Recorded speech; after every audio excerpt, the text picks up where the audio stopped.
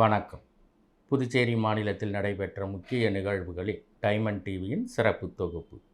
காரைக்கால் மாவட்ட திராவிட முன்னேற்றக் கழக அமைப்பாளர் திரு ஏஎம்எச் நாஜிம் அவர்கள் கோடையின் வெயில் தாக்கத்தை கருத்தில் கொண்டு பள்ளிகளுக்கு விடுமுறை வேண்டி புதுச்சேரி முதலமைச்சரிடம் வேண்டுகோள் வைத்துள்ளார். நாள்தோறும் அதிகரித்து வரும் வெப்பத்தின் காரணமாக பொதுமக்கள் பெரும் அவதிக்கு ஆளாகி வருகின்றனர். குறிப்பாக பள்ளி செல்லும் மாணவர்கள் கடும் வெப்பத்தினால் பல்வேறு இன்னல்களுக்கு ஆளாகின்றனர். இந்த வெப்ப சூழ்நிலை எதிர்வரும் நாட்களில் மேலும் அதிகரிக்கக்கூடும் என்று வானிலை ஆய்வு மையமும் எச்சரித்துள்ளது. நாள்தோறும் அதிகரித்து வரும் வெப்பத்தின் காரணமாக பொதுமக்கள் பெரும் அவதிக்கு ஆளாகி வருகின்றனர். குறிப்பாக பள்ளி செல்லும் மாணவர்கள் கடும் வெப்பத்தினால் பல்வேறு இன்னல்களுக்கு ஆளாகின்றனர். இந்த வெப்ப சூழ்நிலை எதிர்வரும் நாட்களில் மேலும் அதிகரிக்கக்கூடும் என்றும் வானிலை ஆய்வு மையம் எச்சரித்துள்ளது. இத்தகைய சூழ்நிலை கருத்தில் கொண்டு பள்ளிகளுக்கு உடனடியாக விடுமுறை அறிவிக்க வேண்டும் என்றும் புதுச்சேரி முதலமைச்சர் அவர்களுக்கு கோரிக்கை வைக்கிறேன். நடப்பு கல்வியாண்டு தொடங்கி ஓரிரு வாரங்களே ஆனதாலும் மாணவர்களுக்கு தேர்வு போன்ற எத்தகைய அவசர நியதிகளும் இல்லாமையாலும் இந்த விடுமுறை எந்த பாதிப்பையும் ஏற்படுத்தாது.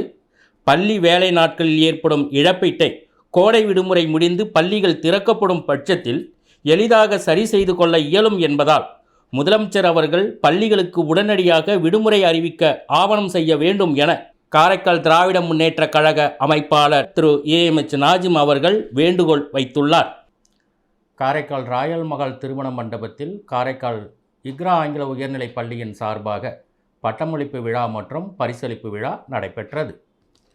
காரைக்கால் இக்ரா ஆங்கில உயர்நிலைப் பள்ளியில் பட்டமளிப்பு விழா மற்றும் பரிசளிப்பு விழா காரைக்கால் ராயல் மகாலில் நடைபெற்றது. விழாவின் தொடக்கமாக பள்ளியின் 5ஆம் வகுப்பு மாணவி தன்ஷிகா கிராத் ஓதி விழா துவங்கியது.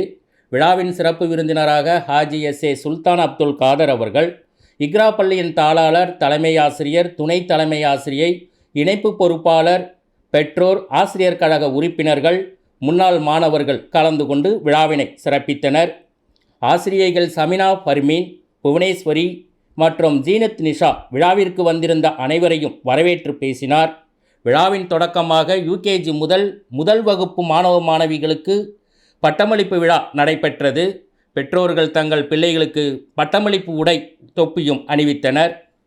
விழாவின் சிறப்பு விருந்தினராக ஹாஜி எஸ்ஏ சுல்தான் அப்துல் காதர் அவர்கள் இன்றைய மாணவர்கள் கல்வியை புரிந்து படிக்க வேண்டும் என அறிவுறுத்தினார். இக்ரா பள்ளியின் தாளாளர், தலைமை ஆசிரியை மற்றும் ஆசிரியர்களை பற்றிய நினைவுகள் எங்கள் மனதில் பசுமரத்து ஆணி போல பதிந்துள்ளது என்று பேசி கேட்பவர்களுக்கு ஊக்கமளிக்கும் வகையில் இருந்தது. அதனைத் தொடர்ந்து பள்ளியில் நடைபெற்ற கையெழுத்து மற்றும் ஓவிய போட்டியில் வெற்றி பெற்ற மாணவர்களுக்கு பரிசுகள் வழங்கப்பட்டன.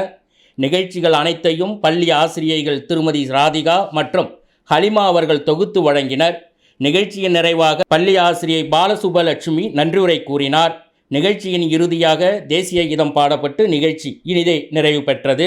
விழாவிற்கான ஏற்பாடுகளை தி அல்மைட்டி ட்ரஸ்டின் தலைவர் ஜனாப் முகமது அபுபக்கர் மரைக்காயர், தலைமை ஆசிரியர் ஜனாப் அப்துல் சலாம் மரைக்காயர், துணை தலைமை ஆசிரியை ஜனாஃபா ஜாஸ்மின் நாச்சியால், இக்ரா இணைப்பு பொறுப்பாளர் ஜனாப் அகமது ஷேக் லாஃபியார் மரைக்காயர், PRO ஜனாப் ஹாஜா நஜ்முதீன் மற்றும் பள்ளியின் ஆசிரியைகள், அலுவலக ஊழியர்கள் சிறப்பான முறையில் செய்திருந்தனர். வக்குபோர்டு மூலமாக ஏதாவது இந்த பள்ளியை மேலே கொண்டு வரத்துக்கு வாய்ப்புகள் இருக்குது. அப்படிலாம் இருக்கிறதுனால நீங்கள் எல்லாம் உங்களோட ஒத்துழைப்பெல்லாம் ரொம்ப வேணும். அதனால் அல்லாஹ்வோட கிருபையோட உங்களோட முயற்சியோட இந்த பள்ளி மாணவர்கள் மேலே பல பெரிய அதிகாரமுள்ள உத்தியோகத்தில் அமர்வதற்காக துவா செய்வதனாகவும் இந்த பள்ளி மேலும் வளர்வதற்காகவும் அல்லாஹ்விடம் கோரிக்கை வைத்து துவா செய்து எனது உரையை நிறைவு செய்கிறேன். அஸ்ஸலாமு அலைக்கும் ரஹ்மத்துல்லாஹி வபரகாத்துஹு. காரைக்காலில் ஹஜ் பயிற்சி முகாம் நடைபெற்றது. காரைக்கால் மாவட்டத்தை சார்ந்த ஹஜ் யாத்திரை செல்லும் புனித பயணிகளுக்கான ஹஜ் வழிகாட்டுதல் பயிற்சி முகாம் நடைபெற்றது.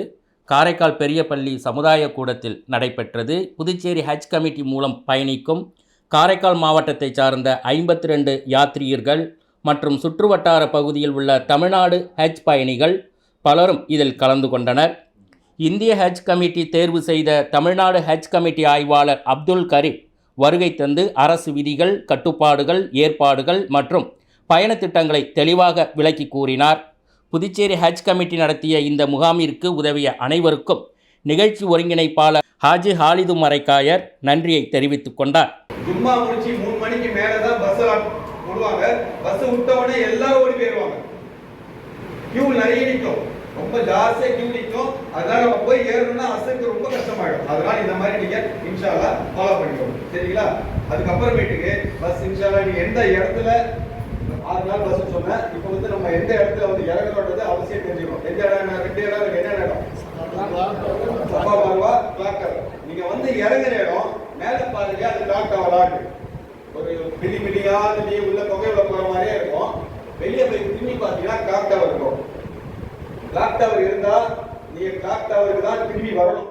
புதுச்சேரி மாநிலத்திற்கு துணை முதலமைச்சர் பதவி வழங்கினால் அதை காரைக்கால் பகுதிக்குத்தான் வழங்க வேண்டும் என காரைக்கால் போராளி குழுவினர் கோரிக்கை வைத்துள்ளனர். காரைக்கால் மாவட்ட வளர்ச்சிக்காக பல்வேறு முன்னெடுப்புகளை எடுத்து வரும் காரைக்கால் போராளிகள் குழுவின் தலைவர் வழக்கறிஞர் கணேஷ் செய்தியாளர்களை சந்தித்தார்.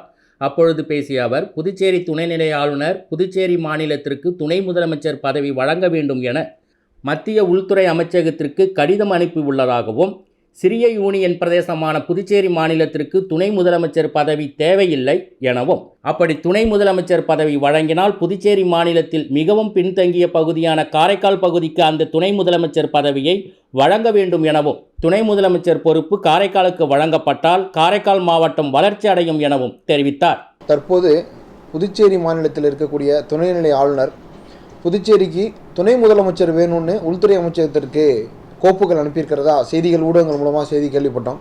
இப்போ காரைக்கால் போராளிகள் குழு சார்பாக எங்களுடைய அட்மின்கள் எல்லாரும் கலந்து ஆலோசித்து ஒரு கூட்டம் போட்ட வகையில் மாநில ஆளுநருக்கு நாங்கள் ஒரு முக்கியமான கோரிக்கை வைக்க கடமைப்பட்டிருக்கோம். புதுச்சேரி மாநிலத்திலேயே மிகவும் பின்தங்கிய நிலையில் இருக்கக்கூடியது எங்கள் காரைக்கால் மாவட்டம் மட்டும்தான். மக்கள் தொகையிலும் பரப்பளவிலும் பார்த்திங்கன்னா நாங்கள் வந்து 5 சட்டமன்ற தொகுதியும் கொண்டு இருக்கிறோம். அப்படி நீங்கள் வந்து உள்துறை அமைச்சகத்து மூலயமா துணை முதலமைச்சருக்கு அதிகாரம் கிடைத்தால் நிச்சயமாக அதை வந்து நீங்கள் காரைக்காலுக்கு கொடுக்கணும். அதை எங்கள் காரைக்கால் வளர்ச்சி அடைகிறதுக்கு இங்கேருந்து முன்னாள் முதலமைச்சர் ராமசாமி, அண்ணன் MOH ஃபாரூக் மரைக்கார், அப்புறம் அவங்க சண்முகம், இவங்க போன்றவங்க இருந்தப்போ இருந்த வளர்ச்சிக்கு அப்புறம் எங்கள் காரைக்காலில் கல்வி, சுகாதாரம், கட்டமைப்பு எல்லாத்துலேயும் பார்த்தா நாங்கள் பின்தங்கி தான் இருக்கிறோம். அதனால் மாநில ஆளுநரும் முதலமைச்சரும் அப்படி மத்திய அரசு மூலயமா துணை முதலமைச்சருக்கு கோப்பு கையெழுத்தாகி அனுமதிக்கப்பட்டால் அதை நிச்சயமாக வந்து நீங்கள் காரைக்காலுக்கு கொடுக்கணும்னு இந்த பத்திரிகையாளர் சங்கத்தின் மூலமாக நாங்கள் ஒரு கோரிக்கை வச்சுக்கிறோம். இத்துடன் இந்த சிறப்பு தொகுப்பு நிறைவு பெறுகிறது. வணக்கம்.